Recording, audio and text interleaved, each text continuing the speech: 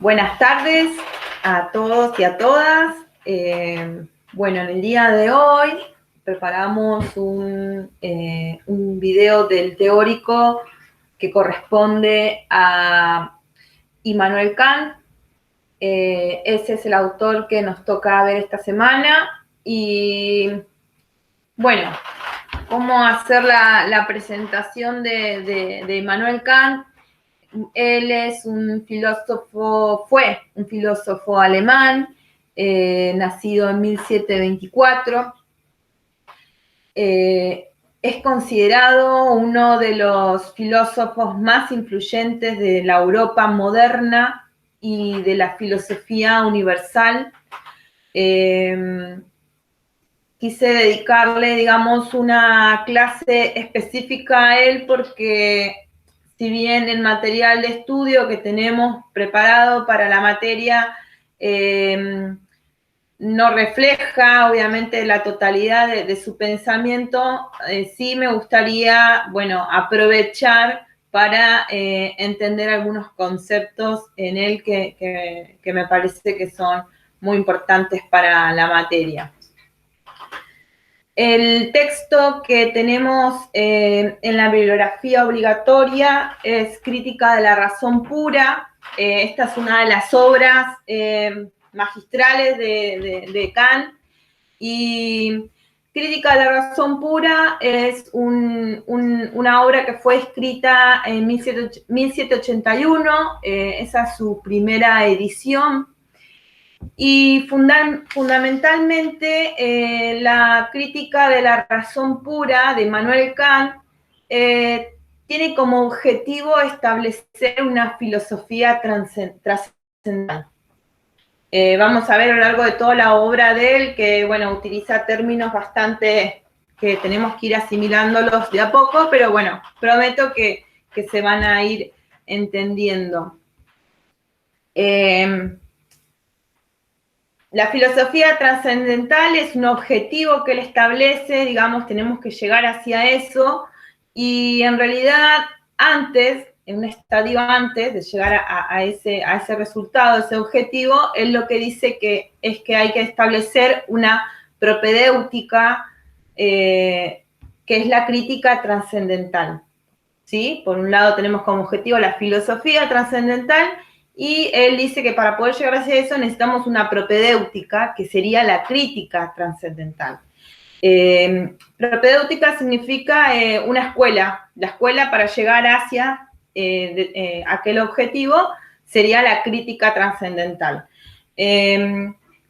Justamente Kant es el originario, digamos, el que da origen al criticismo. Es una escuela de pensamiento de la filosofía que a partir de él, bueno, se va a desarrollar toda esta escuela de pensamiento que va a aportar mucho a la filosofía universal.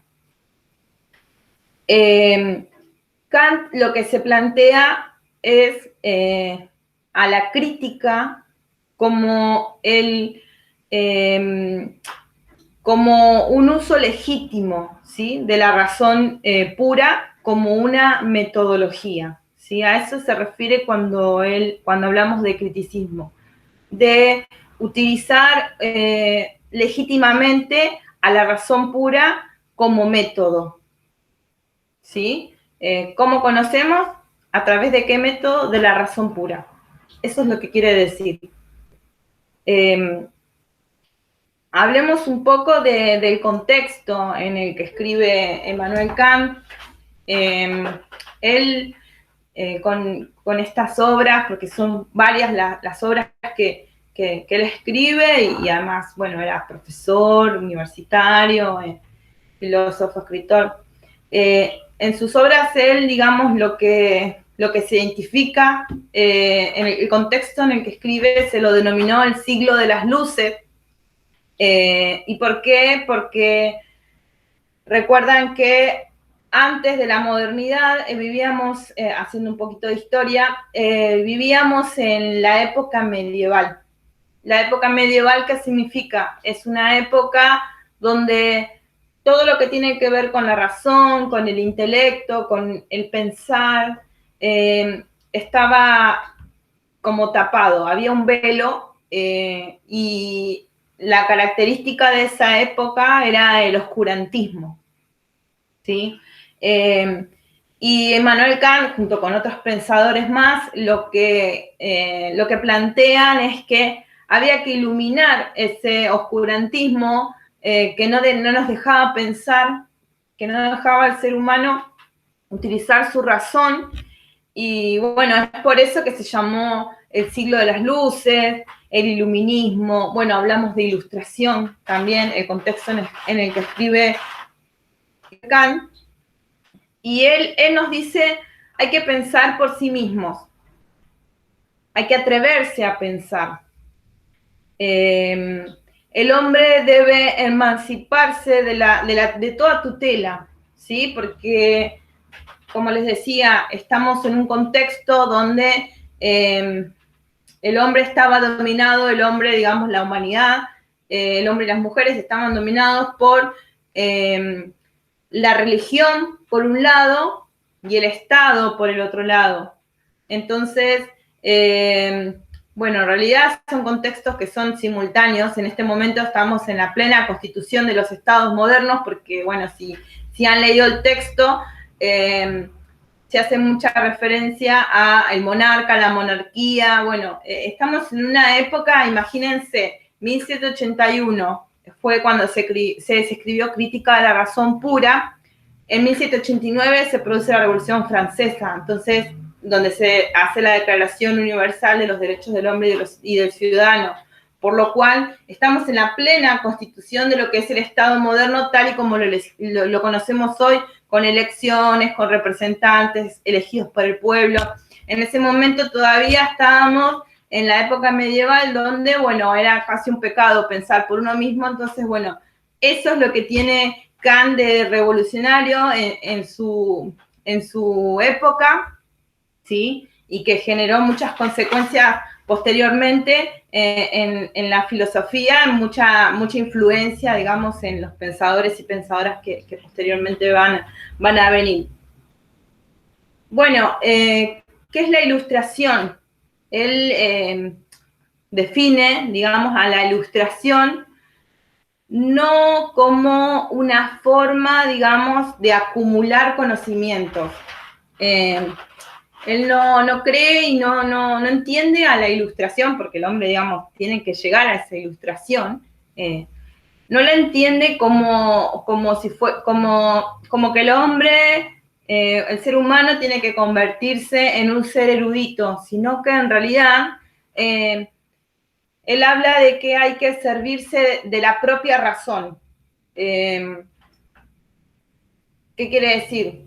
No tenemos que ser súper inteligentes y acumular un montón de conocimiento y ahí recién vamos a estar llegando a la ilustración. No, sino que en realidad tenemos que solamente empezar a utilizar de la manera más conveniente posible a la razón. ¿Sí? Él está todo el tiempo centrado en ese método, ¿sí? de utilizar la razón como una forma de, bueno, de acceder al conocimiento y, bueno, y a la ética también. Implantar la ilustración en los jóvenes es sencillo, dice él, pero ilustrar a toda una época no es tarea fácil. Él era consciente, digamos, que se estaba iniciando un proceso que va a durar hasta hace pocas décadas atrás, que fue todo lo que es, digamos, el pensamiento centrado en la razón. Y bueno, por eso también me parece por ahí súper rescatable este concepto de él, porque, bueno, también anima mucho a la juventud a involucrarse, digamos, en la filosofía, porque es como que él plantea que en ese momento todavía es una tarea fácil ilustrar a los jóvenes, pero bueno, los cambios de época son como un poquito más difíciles de realizar. En realidad, digamos, él plantea que la razón y utilizar, digamos, convenientemente la razón, significa realizar o tener una conducta que pueda ser asumida por cualquier otra persona, ¿sí? Este es una definición fundamental en su pensamiento. Es más adelante, hacia el final del video, voy a volver sobre esto, porque si bien no lo tenemos dentro de la bibliografía obligatoria, hay un concepto de él que es el del imperativo categórico que me parece súper importante de rescatar y bueno, lo vamos a hacer mención hacia el final del video. Retomando, Kant también habla de la filosofía, ¿sí? ¿Qué dice Emmanuel Kant sobre la filosofía? Para él la filosofía, la gran pregunta que se hace, que se debe hacer la filosofía es, ¿qué debe hacer el hombre? Y él responde esta pregunta y dice, el hombre, la humanidad, ¿no? Hace referencia al hombre y a las mujeres, debe vivir honestamente, no cometer injusticias, mostrarse moderado en el goce y paciente en las enfermedades, dice el autor, y atenerse a lo espontáneo de la naturaleza. ¿Sí? Hay un fuerte contenido ético dentro de lo que él escribe, en todo su pensamiento, porque bueno, la filosofía nos debe decir qué es lo éticamente correcto. Él en realidad hace una diferencia bastante importante entre ética y moral, es algo que trasciende a nuestra clase, pero bueno, vamos a quedarnos con ese concepto, con que hay un trasfondo bastante ético en su pensamiento. Y bueno, todas estas sugerencias que él hace de qué es lo que debería hacer la humanidad, en realidad tiene que ver con frenar las inclinaciones y con darle la batuta, para llamarlo de alguna manera, a la razón. Él además dice que la filosofía nos hace libres, habla sobre la libertad. Obviamente que con lo que venimos desarrollando se pueden imaginar que la libertad la entiende como una manera o como un resultado de ejercer la razón. Y él dice que bueno, que la filosofía que nos hace libres tiene un alto precio, pero que debemos esforzarnos para poder pensar por uno mismo sin la guía de un tutor. Sí, está como Emmanuel Kant está como en la bisagra, digamos, entre lo que se estaba viniendo abajo, que era el orden medieval, y la irrupción de un nuevo orden, ¿sí? Que como les decía, es lo que se llama la modernidad, que es la construcción del Estado en el sentido moderno de la palabra. Luego él hace una distinción entre el uso privado de la razón y el uso público, ¿sí?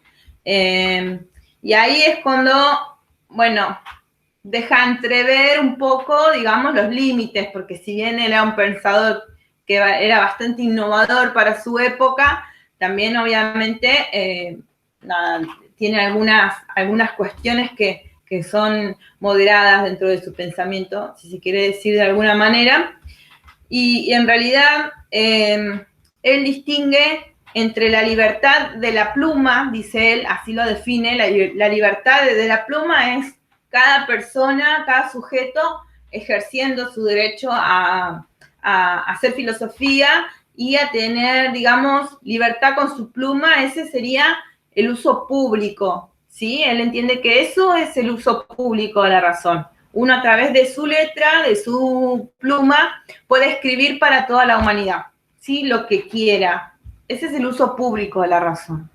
Después él define al uso privado de la razón como todo aquel que forme parte de la maquinaria del Estado, ¿sí? Debe atenerse al uso privado de la razón, en tanto que desempeña una determinada función que le es encomendada. ¿Sí? Él entiende que tanto los funcionarias del Estado, como las personas que están dentro de una institución religiosa, son personas que ya les bajan, digamos, el pensamiento que tienen que impulsar y que, bueno, estas personas no hacen un uso público de la razón, es un privado, se, digamos, atienen a reproducir lo que un tutor o un jefe les dice. Esto es como, yo lo veo como una cláusula, digamos, antirrevolucionaria en él, porque, bueno, obviamente en ese contexto que les contaba, había, digamos, irrupción de muchos movimientos. De hecho, él está escribiendo en este contexto donde hay levantamientos sociales y políticos en varios lugares de Europa. Y él en realidad es muy claro y muy contundente con su posición en este sentido, ¿sí? Y él dice, el máximo intento en este sentido de ir, digamos, en contra de lo que las instituciones propugnan, digamos, el más mínimo intento en este sentido supone un crimen de alta traición y el traidor ha de ser castigado con la muerte. ¿Sí? Bastante contundente su afirmación, digamos, en relación a, bueno, el uso privado y el uso público de la razón.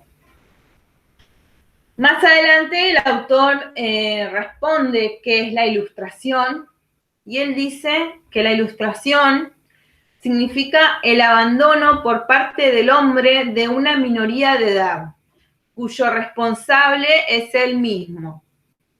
Ten valor para servirte de tu propio entendimiento, dice él, ¿sí? Invita todo el tiempo a usar la razón. Y él dice, si nos preguntáramos, ¿vivimos en una época ilustrada? Él dice no. Vivimos en la época de la ilustración, ¿sí? Ese es el contexto histórico, político, filosófico de Immanuel Kant. Él dice que estamos en el momento en el que nos estamos ilustrando. No estamos en una época ilustrada que ya, digamos, se iluminó, sino que en realidad están en ese contexto de avanzar hacia, bueno, una ilustración. Metodológicamente, el pensamiento kantiano es revolucionario, ¿sí? Su pensamiento en sí es revolucionario. Es un intento por transformar el procedimiento, ¿sí?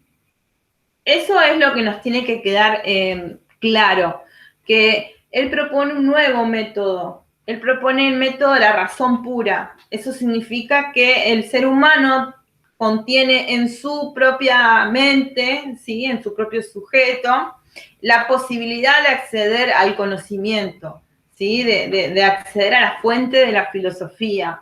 Es importante esto porque quizás con el recorte que hacemos en la materia no se termina de dimensionar la importancia del pensamiento de él porque muchos pensadores, incluyendo, digamos, lo que fue la filosofía griega, que es una de las principales y primeras escuelas de pensamiento filosófico, planteaban, digamos, que el sujeto para conocer tenía que contemplar, ¿sí? Para conocer era a través de sus sentidos, debía de contemplar y podía llegar a tener acceso a la idea de, no sé, libertad. En cambio, Kant hace todo un movimiento que es lo que también, digamos, se denomina y que está incluido dentro del programa, el famoso giro copernicano, significa ese. Copérnico fue quien descubrió que la Tierra giraba alrededor del Sol, ¿sí?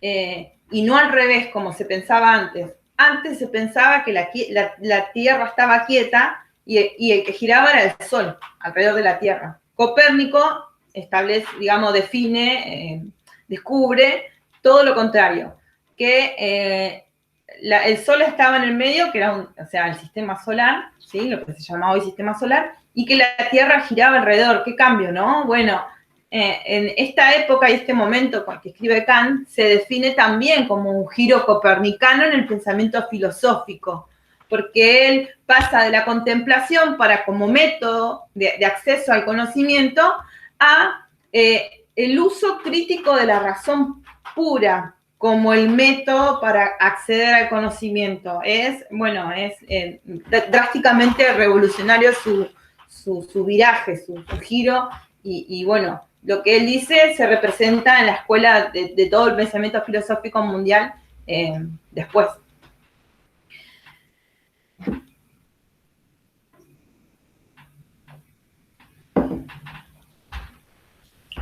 Bueno, para ir finalizando, como les dije, como les había prometido al principio del video, vamos a hablar de un concepto que, si bien no está incluido como material obligatorio, me parece súper importante de conocer, que es el del imperativo categórico de Kant. El imperativo categórico es un concepto que él, por primera vez, lo leemos en la fundamentación de la metafísica de las costumbres. Así se llama la obra, que es de 1785, es posterior a la crítica de la razón pura. Y bueno, el imperativo categórico es un concepto central en la ética kantiana, ¿sí? En su pensamiento. Y él define al imperativo categórico como un mandamiento autónomo, independiente, o sea, independiente quiere decir que no depende de la religión ni de las ideologías, es un mandamiento autónomo y que es autosuficiente, ¿sí? Capaz de regir el comportamiento de todos los seres humanos. Es como una ley universal que le establece, y es muy interesante porque es un pensador que se da la posibilidad de establecer una ley universal. Él dice que toda la humanidad se puede regir por el imperativo categórico, ¿sí? Y que además va a ser bueno eso va a ser positivo. Y uno se pone a pensar y dice, ¿toda la humanidad puede regirse por un principio o por una ley universal? Y él dice, sí, toda la humanidad, si se dejara llevar por este principio, viviríamos en un mundo mejor, ¿sí? Algo así es lo que él nos dice. Y él define el imperativo categórico como cualquier proposición que declara a una acción o una inacción como necesaria, ¿sí? ¿Por qué necesaria? Porque va a ser un bien a la humanidad.